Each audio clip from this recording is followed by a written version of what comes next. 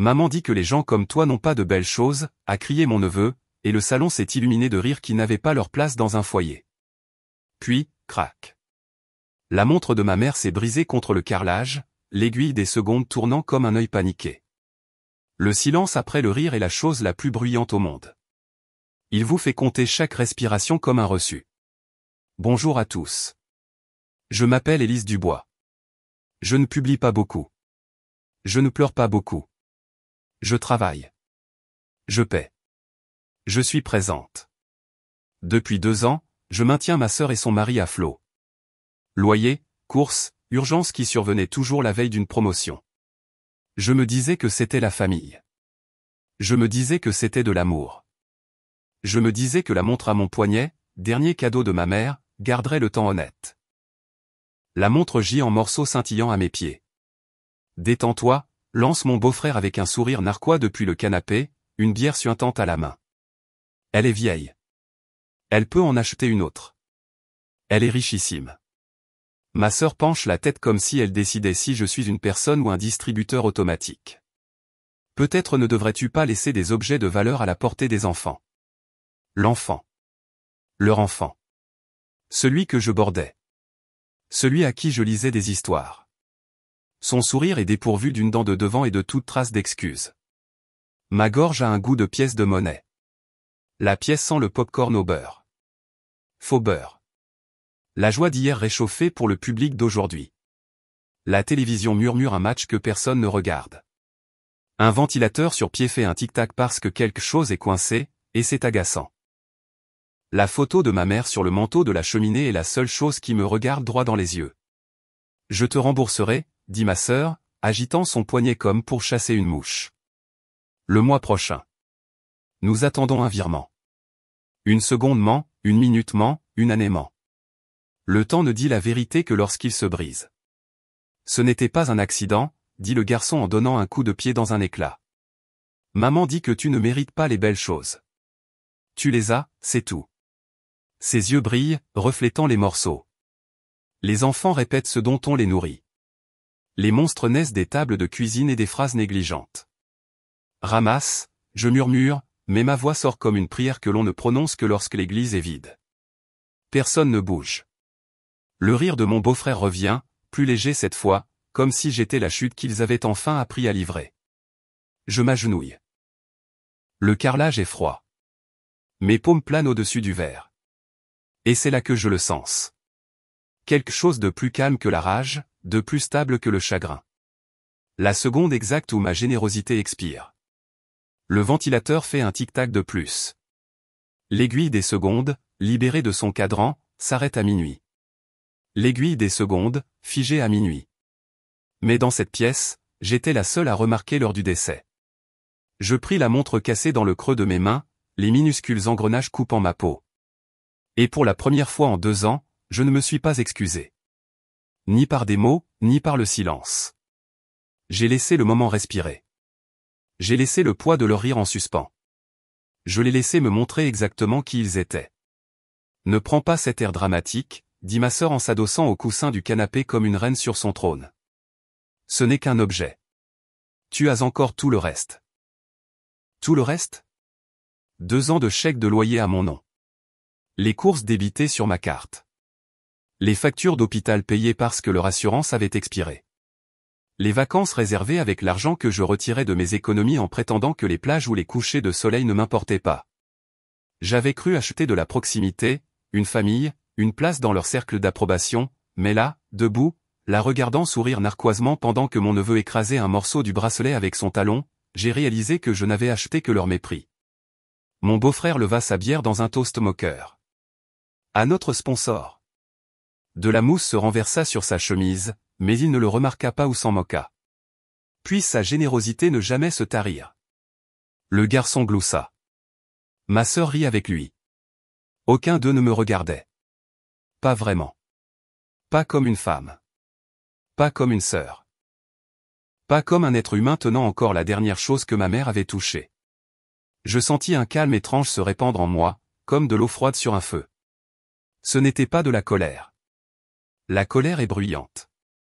C'était plus silencieux, plus aiguisé. Je restai debout, fermant ma paume sur la montre cassée jusqu'à ce que le verre morde ma peau. Le rire de ma sœur s'estompa quand elle vit le sang. Pour la première fois de la soirée, elle bougea, mal à l'aise. Je n'ai pas argumenté. Je n'ai pas crié. Je n'ai pas supplié. J'ai simplement marché jusqu'à la porte, les morceaux cassés cachés dans mon poing, et j'ai dit, votre financement vient de s'arrêter. Derrière moi, le silence tomba plus lourdement que le rire ne l'avait jamais été. Et dehors, l'air de la nuit sentait la liberté. Métallique, amer, inévitable. La porte claqua derrière moi, et pendant un instant, je restai sur le porche comme une statue taillée dans la glace. Leurs voix étouffées s'échappaient à travers les murs confuses, dédaigneuses, transformant déjà mes paroles en une blague. Je connaissais le schéma. Demain, il y aurait des textos, des supplications teintées de culpabilité, des promesses faites à contre-cœur. Mais demain, je ne répondrai pas. La rue était sombre, à l'exception de la lueur d'un unique lampadaire qui bourdonnait comme un insecte mourant.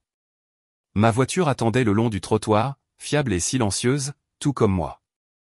Je me suis glissé à l'intérieur et j'ai posé la montre cassée sur le siège passager. Son cadran me fixait, un reflet fracturé du mien. En rentrant chez moi, chaque panneau de signalisation semblait plus net, chaque virage plus lourd.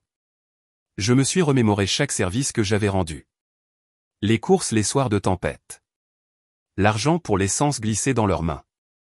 Les frais de scolarité déguisés en cadeaux. Je me suis souvenu de leur sourire lorsque le virement était effectué, de la façon dont la gratitude ne durait jamais plus longtemps que la vibration du téléphone confirmant les fonds. 2 ans à vivre comme leur filet de sécurité m'avaient transformé en quelque chose de pire qu'invisible, attendu. À un feu rouge, j'ai ouvert ma paume. Le sang avait séché en fines lignes là où le verre m'avait coupé. La blessure n'était pas profonde, mais elle piquait, me rappelant que même l'amour, lorsqu'il est tordu, laisse des cicatrices.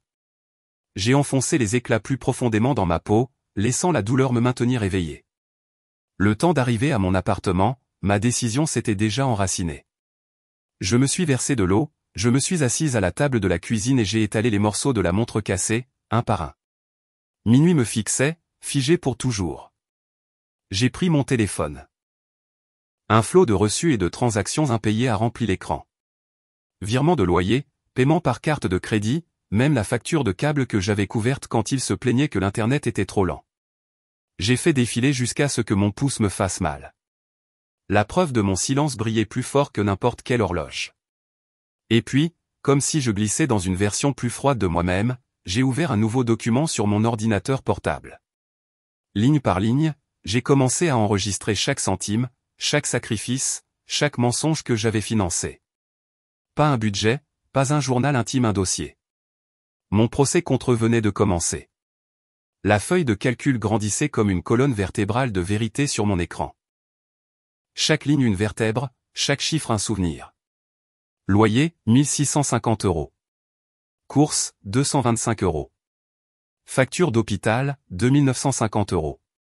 Essence, vacances, fête d'anniversaire qui n'étaient pas les miennes. Tout en noir et blanc, bien net.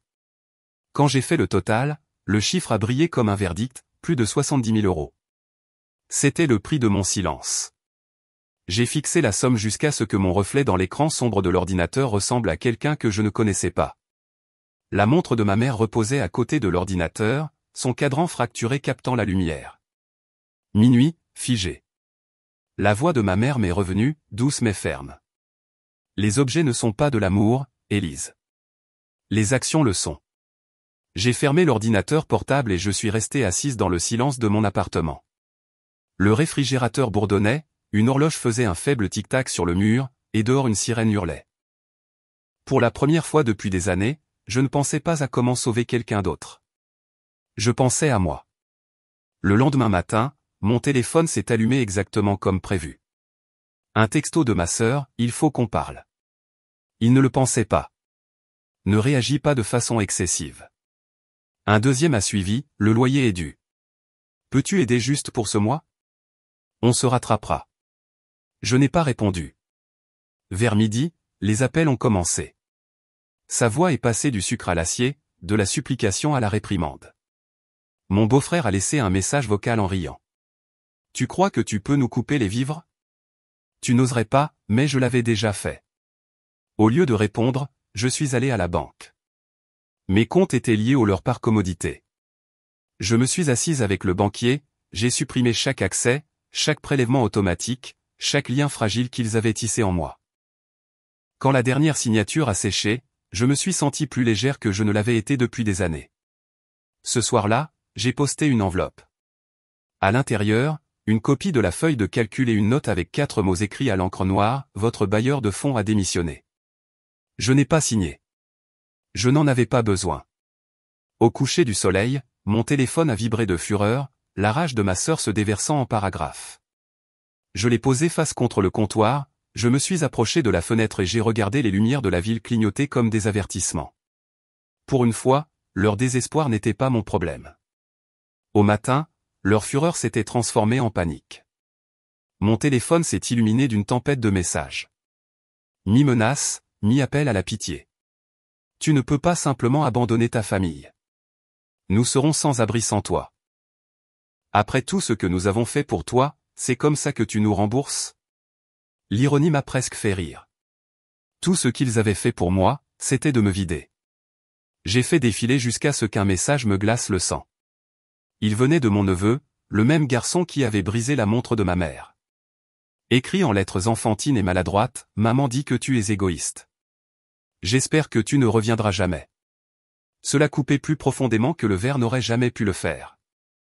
Un enfant répétant du poison comme un perroquet, le rire résonnant à travers lui. Ma mâchoire s'est crispée, mais je n'ai pas pleuré. J'ai laissé les mots se durcir en résolution. Ce soir-là, je me suis assise à la table de ma cuisine avec les morceaux de la montre cassée étalés comme des preuves. Mon sang avait séché sur certains éclats de verre, les rendant brun rouille. J'ai placé l'aiguille des secondes, figée à minuit, au centre du tas. Le dernier cadeau de ma mère, ruiné sous mes yeux, était devenu l'horloge qui mettait fin à leur vie facile. Mais la vengeance, la vraie vengeance, ne pouvait pas consister simplement à partir. Le silence laisse place à des histoires révisionnistes. Je les connaissais assez bien pour prédire le nouveau récit, elle nous a abandonnés. Elle était froide. Elle n'a jamais vraiment fait partie de la famille. Non. La vérité devait tenir. La semaine suivante, j'ai rencontré un avocat.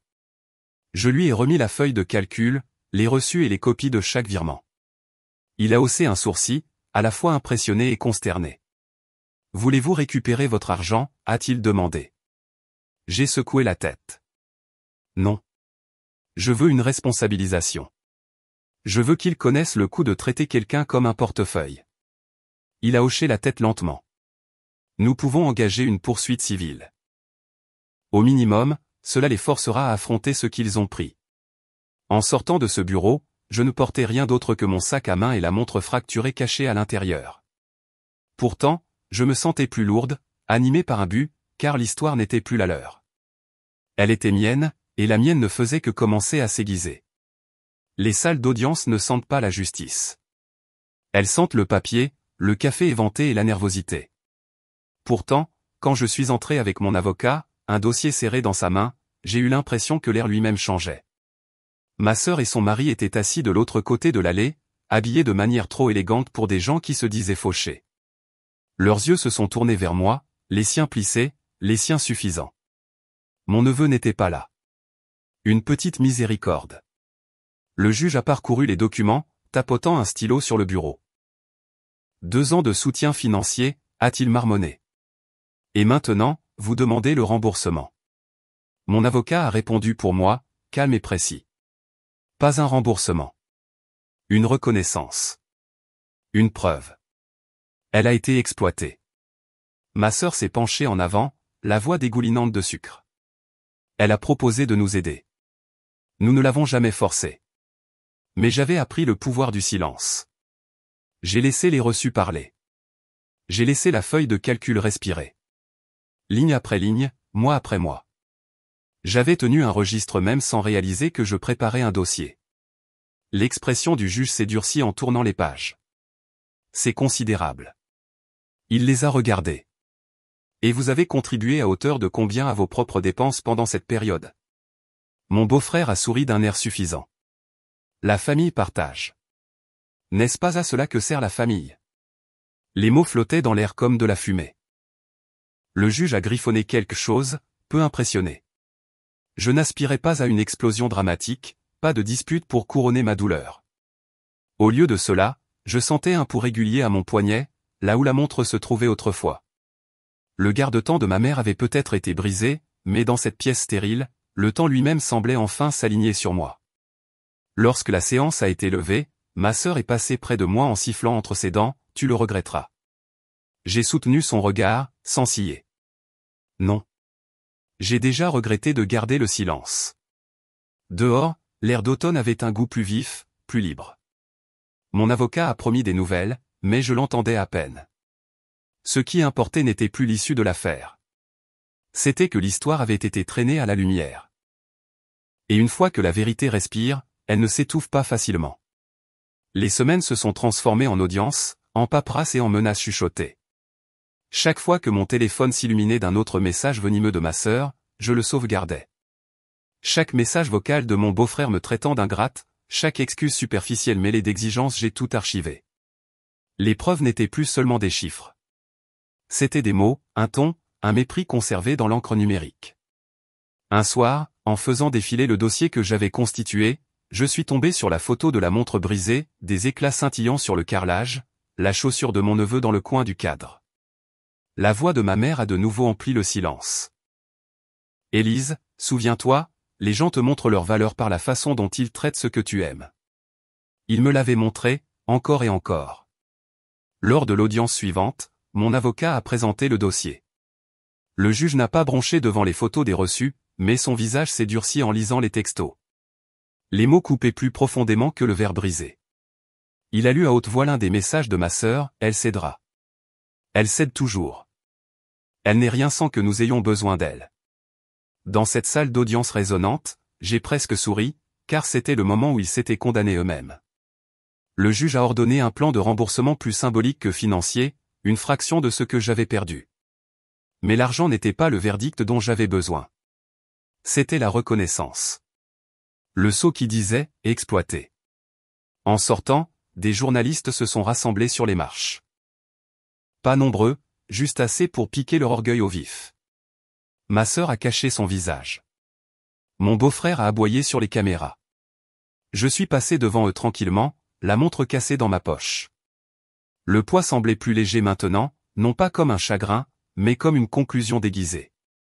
Ce soir-là, je suis rentré chez moi, je me suis assise à ma table et j'ai tenu l'aiguille des secondes de la montre entre mes doigts. Minuit, figé pour toujours, ai-je murmuré au silence. Tout s'est terminé la nuit où vous avez ri. Mais les fins ne sont pas la même chose que la justice. Car le véritable jugement attendait encore, et il n'arriverait pas dans des documents judiciaires. Il arriverait dans la vie elle-même, là où la réputation s'effiloche, où les rumeurs se répandent, où les masques finissent par tomber. C'était la scène que je préparais, et je n'avais plus peur des projecteurs. La justice n'est pas arrivée avec des marteaux de juge ou des signatures. Elle est arrivée slowly, comme des fissures dans la glace. Des semaines après l'ordonnance du tribunal, leurs appels ont cessé, non pas parce qu'ils avaient capitulé, mais parce que le silence avait commencé à agir plus fort que ma voix n'aurait jamais pu le faire. Les amis de ma sœur chuchotaient à propos des audiences, des messages lus à voix haute, du spectacle de deux adultes exposés comme des parasites. Ma boîte de réception s'est remplie de reconnaissances silencieuses de parents qui avaient autrefois détourné le regard. Nous ne savions pas. Nous aurions dû dire quelque chose. Je n'ai pas répondu. Certaines excuses ne méritent pas de réponse. Mais le véritable moment est arrivé un dimanche matin. Je me suis arrêté dans une petite boutique de réparation d'antiquités du centre-ville, du genre qui sentait le cèdre et les vieilles horloges. J'ai tendu à l'homme une pochette. À l'intérieur se trouvaient les morceaux de la montre de ma mère. Ses doigts burinés les ont retournés avec soin, ses yeux se plissant de concentration. « Peut-elle être réparée ?» ai-je demandé. Il a hoché la tête lentement. Pas parfaitement, mais assez pour vous rappeler ce qu'elle était censée être. Quand je l'ai récupérée une semaine plus tard, le cadran portait de légères cicatrices, le verre était légèrement inégal, mais elle faisait tic-tac. Régulière, fidèle. Minuit, n'était plus figé. Ce soir-là, je la portais assise sur mon balcon, les lumières de la ville pulsant au loin. Ma sœur avait publié un message virulent en ligne, se peignant en victime. Je l'ai lu une fois, puis j'ai fermé l'écran. Ces mots n'avaient plus le pouvoir de me transpercer. Les gens croiraient ce qu'ils voulaient, mais ceux qui comptaient connaissaient maintenant la vérité. J'ai touché la montre, j'ai senti son rythme régulier contre mon pouls, et j'ai réalisé que la vengeance n'avait pas consisté à leur faire honte. Elle avait consisté à me réapproprier. Ils avaient pris mon argent, ma confiance, mon silence, mais ils n'avaient pas pris ma volonté. 2 ans à financer leur vie se sont terminés la nuit où le rire a noyé ma douleur. Et maintenant, je n'étais plus le sponsor. Je n'étais plus le bouc émissaire. Je n'étais même plus leur public. J'étais libre. J'ai chuchoté dans la nuit, presque comme une prière, le temps m'appartient de nouveau. Et pour la première fois depuis des années, je l'ai cru.